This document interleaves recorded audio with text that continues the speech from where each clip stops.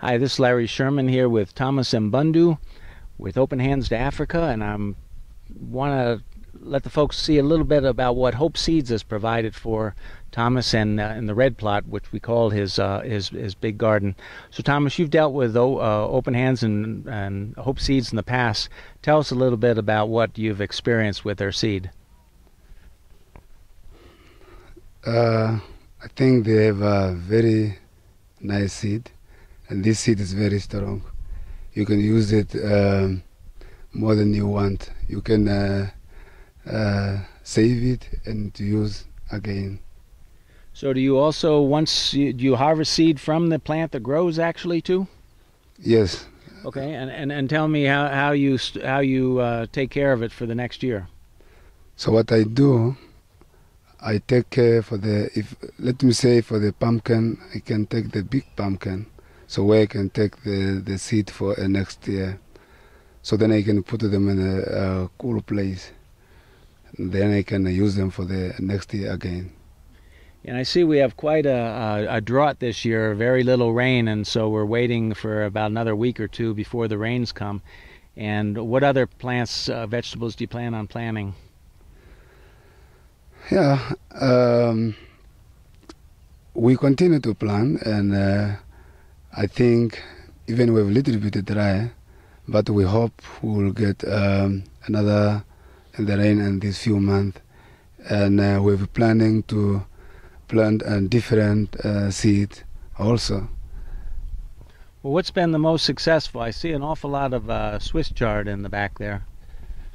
Yeah, that is very nice also plant, because they, like sweet chard, they don't need a lot of water, so they need just few water. You can have them for 1 week. You don't give them water. They're still fine. So the sweet chard we can use for 1 or 2 years, depend how you cut. So if you cut it properly, cut it on the outside and let the insides grow, it'll just continue on growing throughout the year. Yes, they can continue grow the whole year. And I also saw among your corn, you have something that we call back in the U.S. Three Sisters method of planting. Tell us about the way you're planting your corn now. So the corn now, we plant the corn with about. So first, when I plant the corn, when they come a little bit big, then I can plant like beans, and so they give each other what you call nitrogen. Yes, yeah. One gives it and one takes it away. Yes. Yeah. And so then after, then we can plant again the pumpkin to make the soil wet. Well, that sounds real good. And tell us how this garden has been of service to the community and as far as spreading the kingdom of Jesus Christ. Yeah, I can talk there very much. And I think like last year we feed also through this garden about 300 children as we feed them from the garden.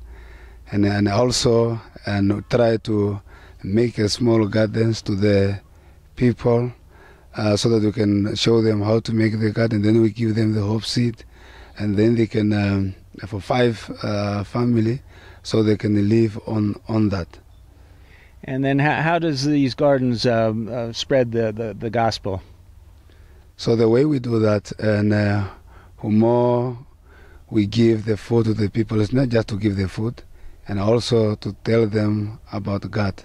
So it's the only way we can also communicate with the people, through the seed and through the food which we give them. So it's how they can accept Jesus. Okay, so by meeting some of their immediate needs and their physical needs, that allows you to talk to them about their spiritual needs. Yes, it's how we do. Well, that sounds great, Thomas. And this is Larry Sherman with Open Hands to Africa, Hope for the Better Future, and Hope Seeds in January 14th, 2013. Thanks. Thank you.